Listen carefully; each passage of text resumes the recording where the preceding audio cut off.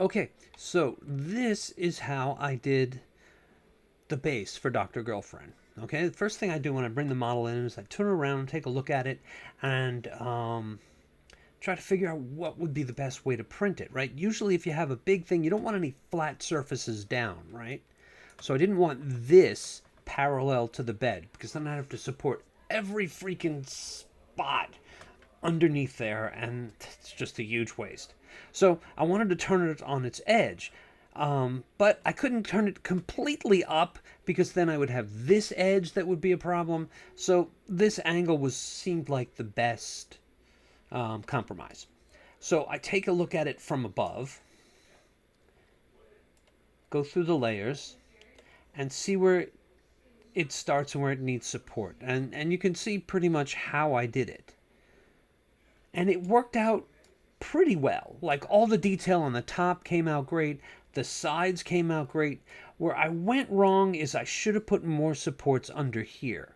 My thought was, this was the thought that didn't work out, that once this began printing, all the rest of this would be pretty much self-supporting. And all of these supports here are basically just to hold it down to the bed, right? Because you want to make sure it stays on the bed. This is a big piece. I figured there'd be a lot of, a lot of stick to the FEP.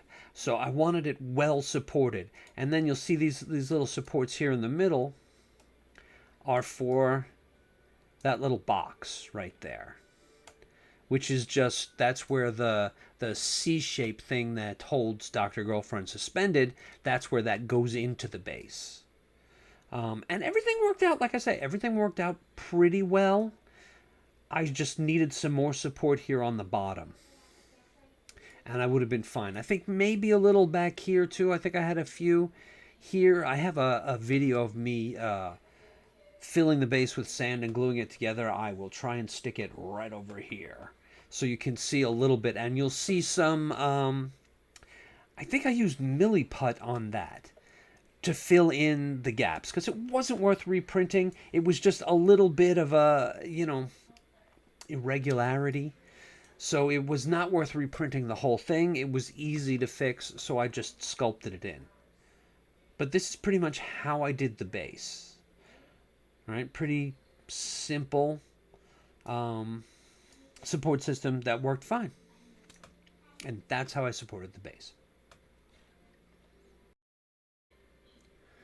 Okay, now here you see this is the bottom of the base here, and this is the C-shaped thing that suspends Dr. Girlfriend. And this is pretty much how I printed them, right?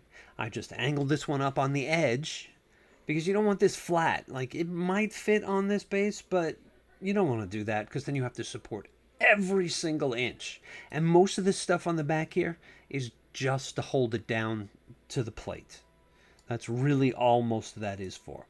I think I did have a little bit of melt away, like over here. I could have gone a little wider with these, but other than that, it printed out fine. And it wasn't a big deal in this case because these were all, straight edge kind of things. So I could easily fill this in with some milliput and not have any problem. And once again, these were printed solid. They're not very thick. And you can see the C. The C was pretty much... standard. I might have even used auto supports with this one.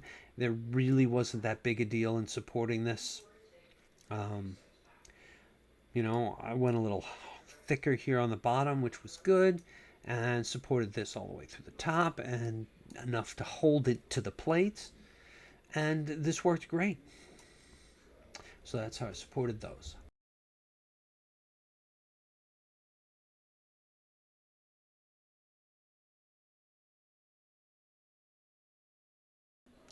Okay, so here is Dr. Mrs. the Monarch herself.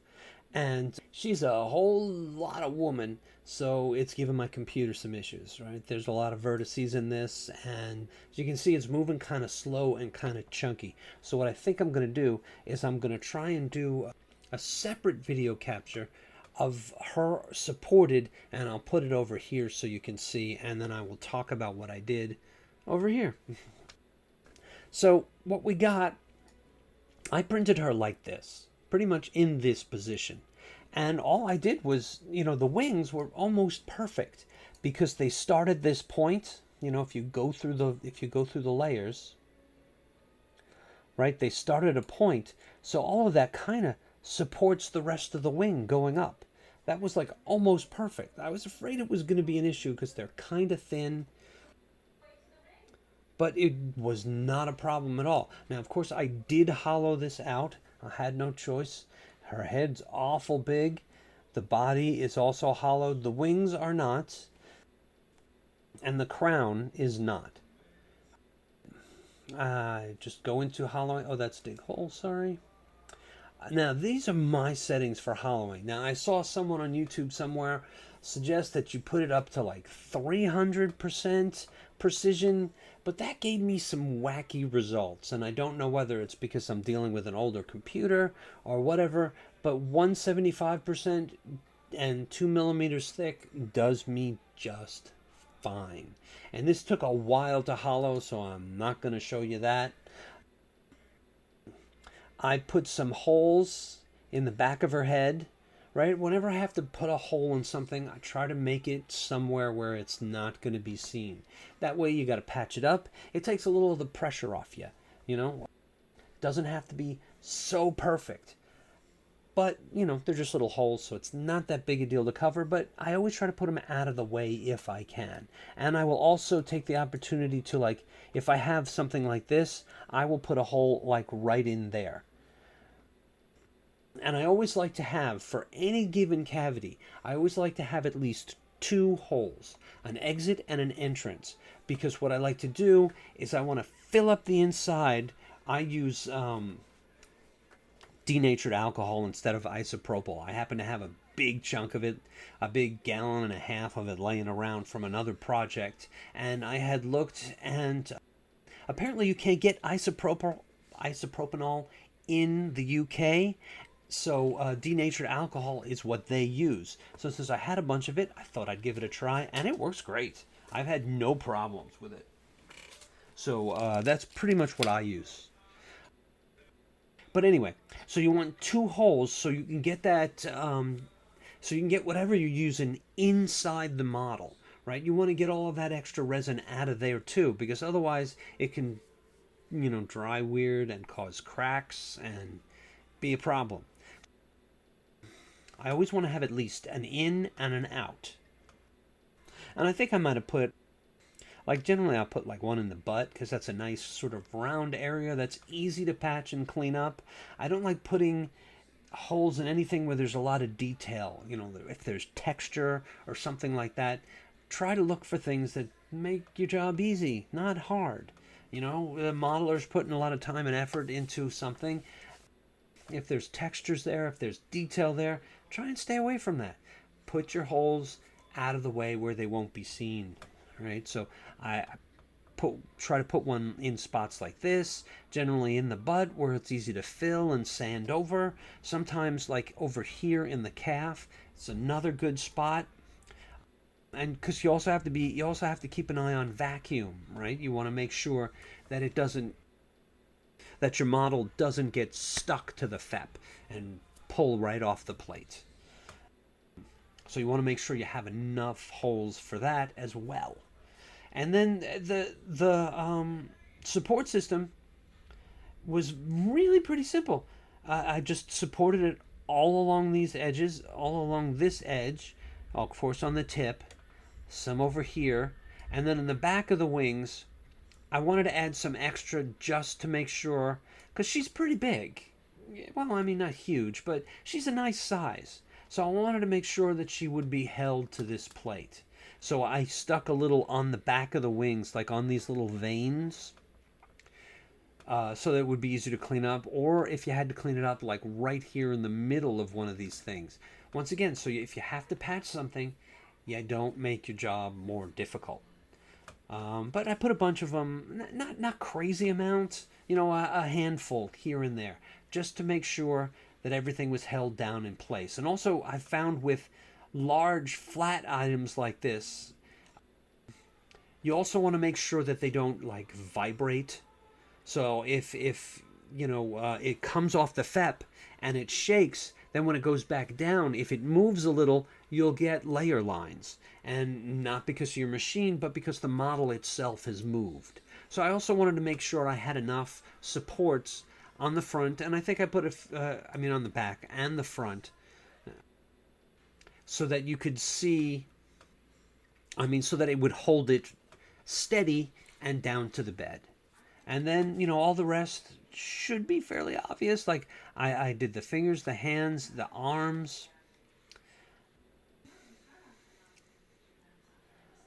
and the calves here, underneath the chin. My favorite thing is to do, and it's really hard with this one, because on top of the screen capturing software, she's a big gal.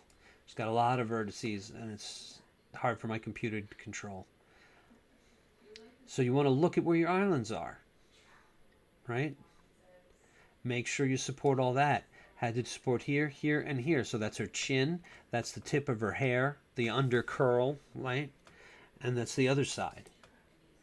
And you just go down, you look where all your little islands are. And also, here's another thing. I wanted to make sure that when these hands, right, they're going to start unattached, right? They don't attach to the main body until we get, come on.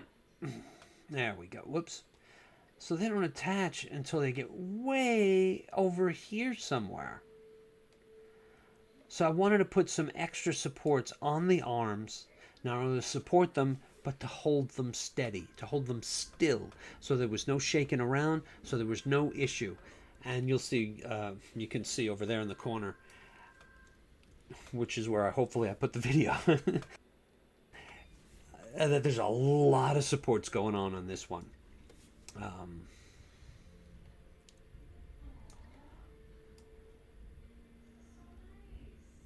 Okay, maybe I'll open it up so you can see it larger. Let's do that.